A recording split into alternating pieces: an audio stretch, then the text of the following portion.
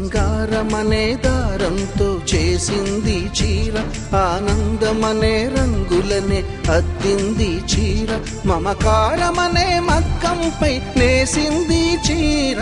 చీరలోని గొప్పతనం తెలుసుకో, ఈ చీర కట్టి ఆడతనం పెంచుకో.